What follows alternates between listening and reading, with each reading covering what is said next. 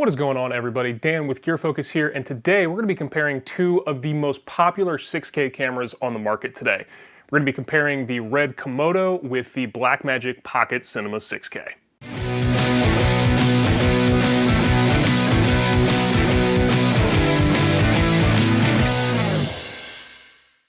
Now, as you guys have seen, we have been using the RED Komodo on a lot of our recent videos. I personally have been using the Blackmagic Pocket Cinema 6K camera in my personal freelance work for about a year now. And I can confidently say that these are two of my favorite cameras that I have ever used. In this comparison today, we're not going to be comparing the image quality side by side. We already have a video for that, so if you haven't seen that, go ahead and check that out in the link up here. We actually have the footage that you can download so you can mess with it yourself if you would like to. Now, obviously, image quality is a huge part of a camera, but it's only one part of how that camera functions. When we take a look at the raw specifications of each of these cameras, the Blackmagic Pocket Cinema 6K has a 12-bit RAW codec. When it imports into DaVinci Resolve, it translates as a 16-bit linear format, and I can explain the difference between log and linear in another video if you guys are interested in something like that. The RED Komodo, however, is a 16-bit codec, so that gives us a little bit more flexibility in post. Now, when we compare the waveforms of two RAW files right next to each other in DaVinci Resolve, you can see that there is a whole lot more information with the RED codec versus Blackmagic RAW. Now, if we start making some curve adjustments on each of these cameras, you can see that the Blackmagic RAW falls apart a little bit faster than the RED code. And again, this is going back to the 16-bit versus 12-bit codecs. Now, this is not to say that the Blackmagic cameras have a bad image. The Blackmagic cameras have an amazing image quality, especially for the price point that they come in at. However, there are some downsides to having a 12-bit RAW codec versus a 16-bit RAW codec. Now, for those of you who are new to this kind of stuff, essentially when you have a higher bit depth in your color space, you have more flexibility when you're pushing and pulling your colors in post. Now, another big part of your image quality is your dynamic range, which is essentially the ability of your camera to capture both highlights and lowlights. Now, the RED Komodo is marketed as having 16 plus stops of dynamic range, and the Blackmagic Pocket Cinema 6K is marketed as having 13 stops of dynamic range. In my opinion, this is where you can see the biggest difference in the image quality between these two cameras. Now, the other big difference between these two cameras is the shutter. The Komodo has a global shutter, and the Blackmagic Pocket Cinema camera has a rolling shutter. Essentially what that means is on a rolling shutter, your camera is scanning from top to bottom on your image, which means that when you have fast-moving objects, you see bending and warping in that image. A global shutter, however, scans the entire sensor all at the same time.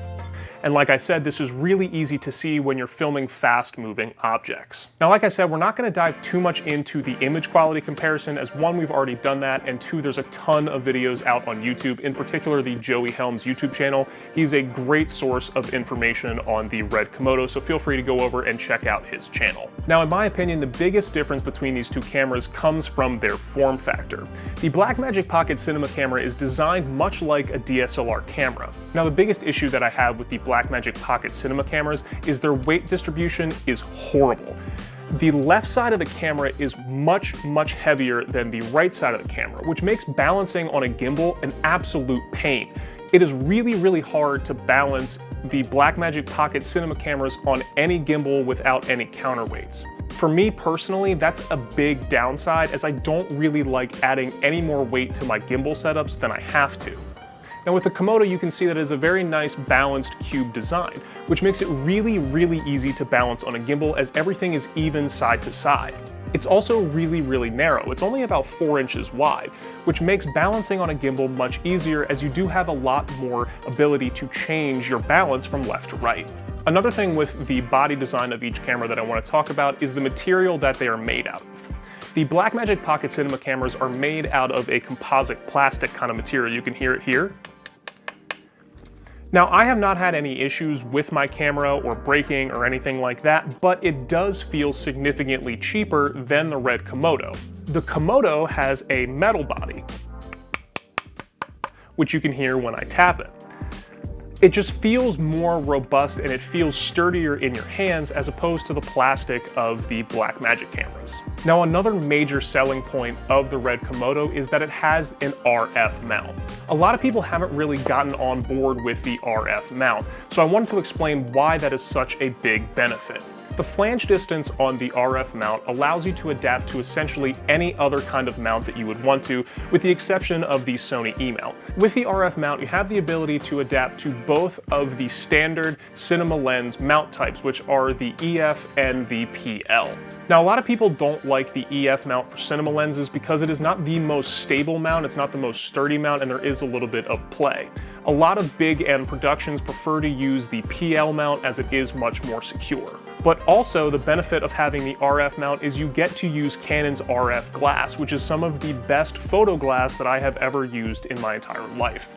This allows for lighter setups as well, particularly with the 70-200 that Canon has come out with recently. Now, if you're somebody who's going to be out and filming in harsh weather conditions such as rain, snow, or anything like that, I definitely do not suggest getting the Blackmagic Pocket Cinema cameras. And the main reason for that is the venting on the bottom of the camera. The vent on the bottom of the camera has an open airspace directly to where the sensor sits inside the camera. This is an absolutely horrible design for anybody that wants to use their cameras outside, as it does get moisture into the sensor area and you can get dust and dirt and debris in there pretty easily. Now, on the Komodo there is a side vent, but RED has said that they personally have used their Komodos in blizzards and it has held up absolutely fine. They just don't suggest dunking it underwater completely, which is pretty obvious if you ask me. Now, the last thing I want to talk about is the Bluetooth apps.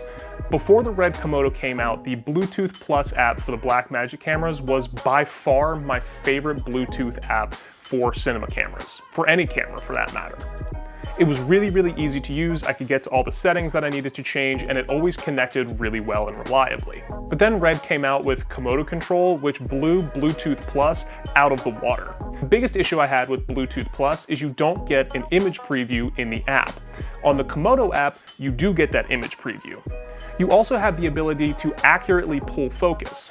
Now, in the Bluetooth Plus app, you can pull focus, but it's only giving you distance measurements, and like I said, you can't actually see what you're focusing on. Whereas with the Komodo app, you can actually see what you're focusing on as you turn your focus wheel in the app. We talked about this a little bit more when we used the Komodo on the set of a short series that I'm working on with Cynical Pictures. If you want to check that video out, it's linked right here. Now, obviously, a huge factor with these two cameras is their price point. All said and done, in order for you to get into a kit for the RED Komodo that you can actually use, you're looking at about $10,000. Maybe a little bit less, maybe a little bit more, depending on the options that you go with. And with the Blackmagic camera, all said and done, you're probably looking at somewhere between $2,500 and $3,000, maybe a little bit more, maybe a little bit less, again, depending on how you set the camera up. So obviously the Blackmagic camera wins in this capacity, but ultimately it's up to you guys whether or not that extra money is worth it for the RED camera versus a Blackmagic camera. Obviously at a camera, the images look completely different from each other, but with the proper color grading and the proper manipulation of the image, you can get these cameras to look really, really close together and you can make them look really well together. But like I said, obviously it's up to you guys how you spend your money, and it's up to you to decide whether or not the RED ecosystem is worth that extra money versus the Blackmagic ecosystem. All right guys, that's going to do it for me today. Thank you for sticking around to the end of the video. I do really appreciate it. If you like this video, make sure you hit that like button, and while you're down there, make sure you hit that subscribe button as well, as that kind of stuff really does help us out here on the channel. We are trying to grow the channel as big as we possibly can so we can help bring you guys more educational content on the gear that you might be purchasing in the future. And as the holidays are rolling around, make sure you check out the GearFocus marketplace at gearfocus.com. We have a ton of new listings coming in each and every day. All right guys, that's going to do it for me today. Stay safe, stay healthy, and as always, remember that GearFocus is here to help you feed your passion.